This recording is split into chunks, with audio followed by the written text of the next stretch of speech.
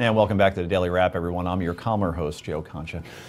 For the past 3 years, the debate about gender identity and gender rights has been gaining momentum. We've seen that. Elementary schools have been discussing how to best deal with transgender students in terms of bathroom use. And now Bryn Mawr College, an all-women's liberal arts college in Pennsylvania, I believe right outside of Philadelphia, is joining the conversation by announcing they will start admitting individuals who, quote, live and identify as women to their campus.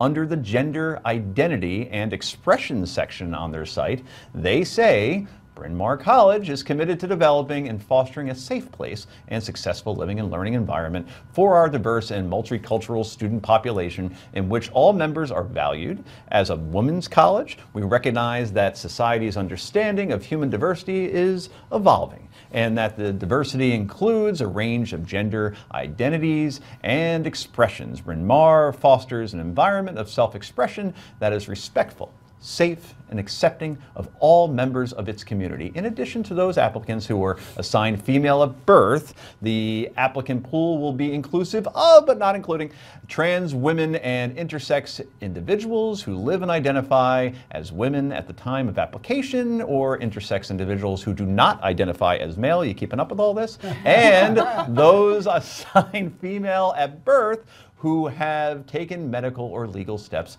to identify as male are not eligible for admission. Bryn Mawr goes on to say that, quote, in cases where an applicant's gender identity is not clearly reflected in their application materials, the college may request, I don't know how they're going to get this, additional information to affirm gender. I saw 16 Candles once when they had to affirm when something went on. I doubt that will be part of the whole thing. Anyway, inside joke. Heather, you're a woman as far as I can tell. Let me get your thoughts on Bryn Mawr College.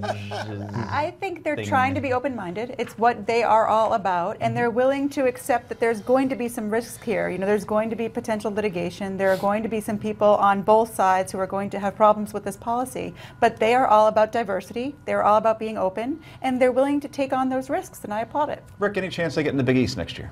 I don't know, man. I took a nap during all that. Could you repeat that? Oh, sure, sure. Would you? No problem. Who cares? Live and let live, and if they can play in the Big East, God bless them. All right, Beatles quote, very good.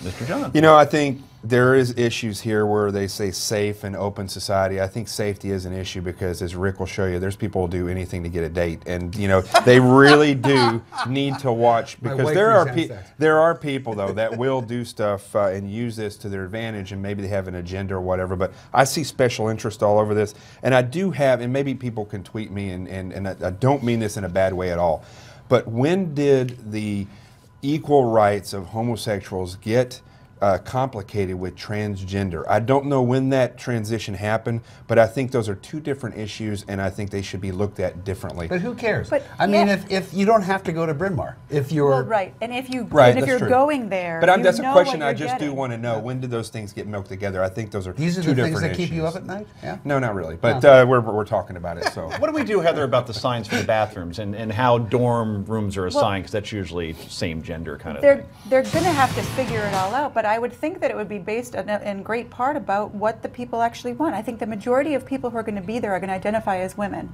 and most of the women who are true women who are there are not going to care. I mean, like Rick said, I wouldn't care. If I was there, I wouldn't care. You know, it's not, I don't think that very many men are going to try and sneak in and try to get dates. Yeah, but I like the way they say this. Man, that's commitment. Applicants that gotta love it. Applicants that identified as being a female when they applied. It doesn't say people that stay that way, and that to me is a very, very interesting part of this whole thing. I don't know if they have one. If they have one, just go to that school. It's a lot easier than having to dress up every day.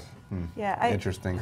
Complicated world out there. It's the type of school where this is what you would expect from them, and that's, you know what you get when you're going there, and you know you're going to get a very open education. They already have classes in gender assignments and that type of thing. So it's not a surprise to anybody who's applying to that school, I don't think. What about female students who identify as male who already enrolled? I think that the statement sort of addresses that, but I don't think the people who are already there, I don't think will get kicked out. And again, this is going to be case by case, because the lawyers are going to have a real finger on the pulse of all of this to make sure that it works, because once people start contesting it, they could really have a problem.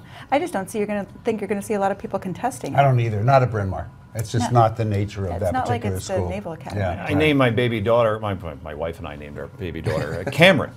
And when we first had her in a couple of pictures, she was wearing blue, and we put it up on Facebook, and half the responses were, "He's so handsome," because we went with an androgynous name. Right. So, On purpose?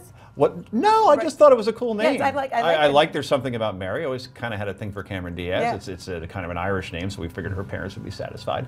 You know, so we went with this androgynous name, and then we see Ryans that are. They'll get over it. Right. Don't worry about it. What's that? Don't worry about it. They'll get over it. They will, right? Yeah. Alex is another one. Actually, right? my granddaughter's name is Stevie. Stevie, really? Oh, I've never heard that for a girl before. That's Stevie Nicks. That's a good point. And on that no, note, she people, wasn't we got to either. go. We'll do it for tonight. Join us again tomorrow night at 6 p.m. Eastern. Thank you, panel, for being here, and thank you for watching. I'm Joe Concha. This was the Daily Wrap on Newsmax TV.